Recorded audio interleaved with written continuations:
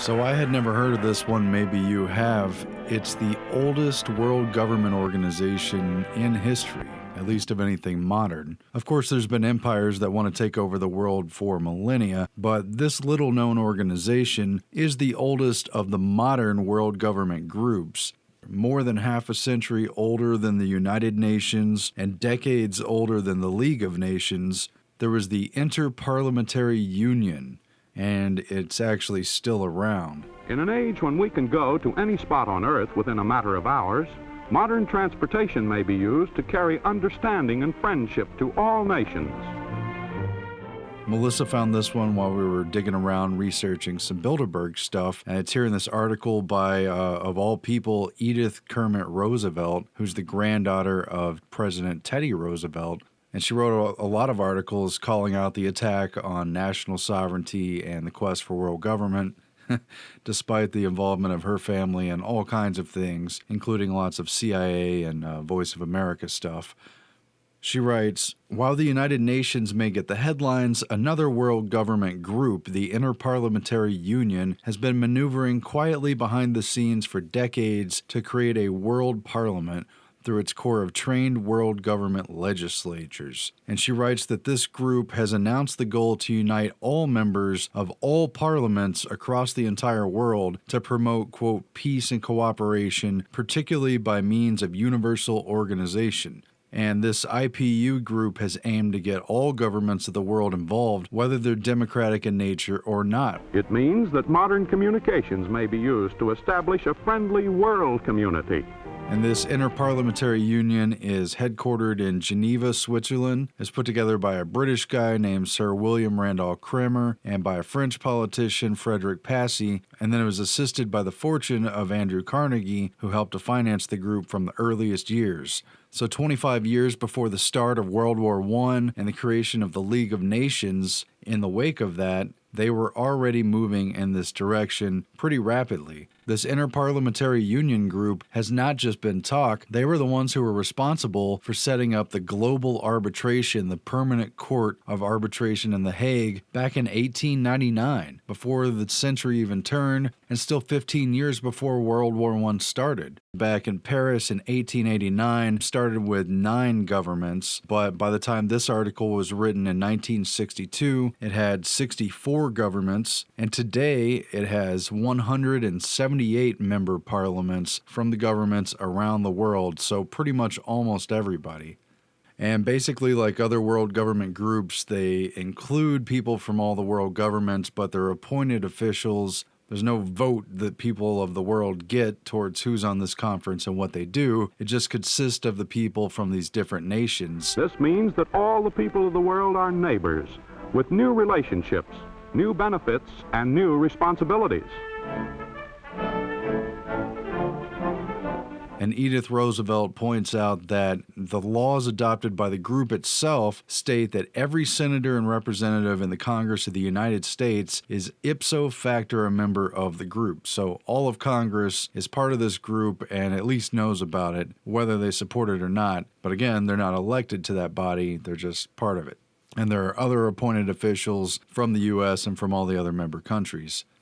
And it's interesting because Miss Roosevelt gets into all the other groups who are involved with steering the agenda of this Inter-Parliamentary Union and other groups that are interlocked with it. And among the people she names just from the American side of things who've either been part of the IPU or helped to shape its agenda are people from within the U.S. who've been very much pushing for world government. The first one she names is an attendee of Bilderberg, Senator Alexander Wiley, who apparently went to the 57 conference, and Senators Paul Douglas and John Sparkman, who themselves sponsored resolutions in the Senate to further develop the United Nations into a world federation, whereas other respective senators, Senators Kefauver and the much better known Senator Fulbright, for whom the scholarship is named and who was also a mentor of Bill Clinton, they pushed for a resolution to get the quote-unquote democracies of the entire North Atlantic Pact to name delegates to a federal convention for a federal union, not federal of the United States of America, but of a united group of the various countries in Europe and the United States, probably also Canada, and anyone else who falls under the North Atlantic Pact.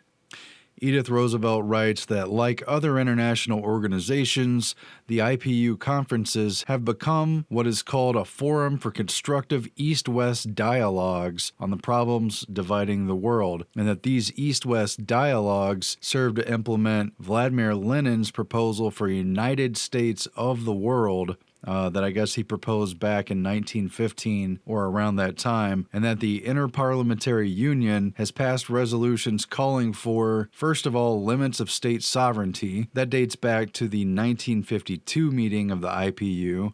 It's called for the establishment of a permanent international police force under the aegis of the UN to ensure collective security. That dates back to the 1958 meetings. It's introduced a resolution calling for the adoption of a plan to remove obstacles to world trade. Of course, they've come a long way on that already, and that a lot of this would be organized under the World Bank and the related structures that were created towards the end of World War II, but of course before the war ended. International trade makes it possible for the varied products of every land to be enjoyed by all. The contents of your pantry or the materials in your home may come from scores of distant nations.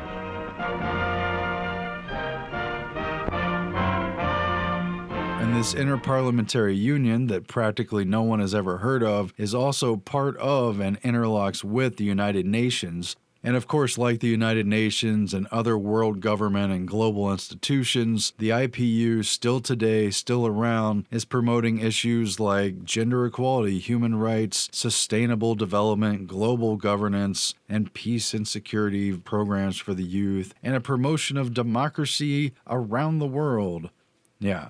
All talking points we've heard before, but the point is there's a far-reaching agenda. It stretches across many agencies, many of these agencies that people have hardly ever heard of. And according to Roosevelt, the Interparliamentary Union, which is coming up on 130 years of existence and 130 years of a coordinated, documented plan amongst the wealthy and elite of the world to put together a global structure, has been working with not only the United Nations, but with the Council of Europe, the OAS, the Organization of American States. It's been working with the Atlantic Council, the American Peace Society, the European Parliamentary Assembly. It's been working with NATO's parliament. It's been working with the Commonwealth Parliamentary Association, with the East-West Roundtable Conferences, which itself is very Royal Institute of International Affairs. It's been working with the separate United Nations Association, with the United World Federalist, with the World Association of Parliamentarians for World Government, also known as WAPWIG, and these groups are not only working towards world government, global governance, and globalization in general, but at least according to Roosevelt and many other conservatives of the time, they had a master plan that worked towards having appointed potentates over the world, key international financiers, and what she calls Marxists working together for the world government, and that, just for example, this World Association for Parliamentarians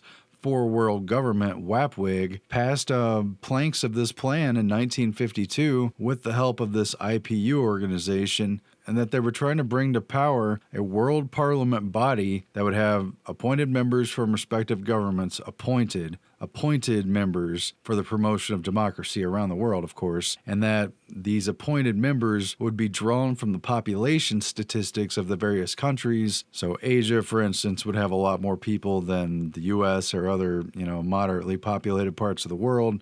And that they aim to set up a world director, 8 zone directors, and 51 regional directors, very close to the other plans for world government that have come out, and that these potentates, these appointed parliamentary members who would oversee the regions and the zones of the world, would not reign over the lands that they were from, but that these appointed potentates would rule over the opposite land, and so that specifically, for example, the southern and southwest United States would be occupied by Soviet Russian troops. I don't know how many times we've heard that conspiracy, lots of people warning that it's going to happen, warning that it could happen, watching for them, pointing out training exercises with Russian troops cooperating with the U.S. on American soil. This plan goes back for a long way, and it's been documented at least in the conversations of the press, if not by the documents themselves from these world body organizations.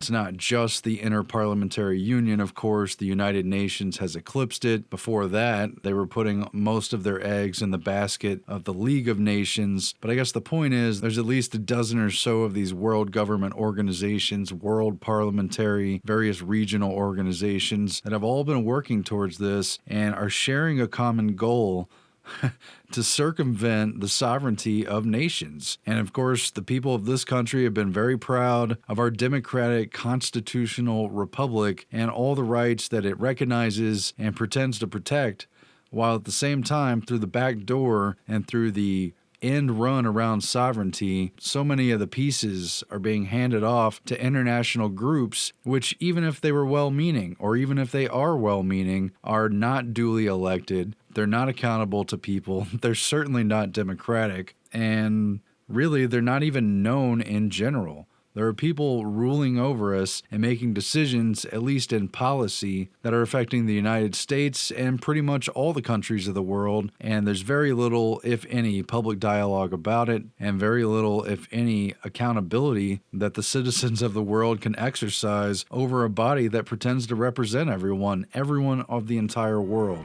It is within the power of all of us to bring about a better way of life for people of all races and nationalities. Our goal must be mutual trust, mutual understanding, mutual respect, so that our most distant friends will know how to live with us and we with them in one family of nations on this shrinking world. I just thought that was interesting. It's kind of a quick piece. We're working on a lot more stuff. We're in the later stages of our film, really trying to get it done. It's just kind of killing us, though. And the Bilderberg Conference is coming up, so I'm going to try to do more coverage on that as well. So stay tuned, and thanks for everyone who's been watching and supporting. Take care.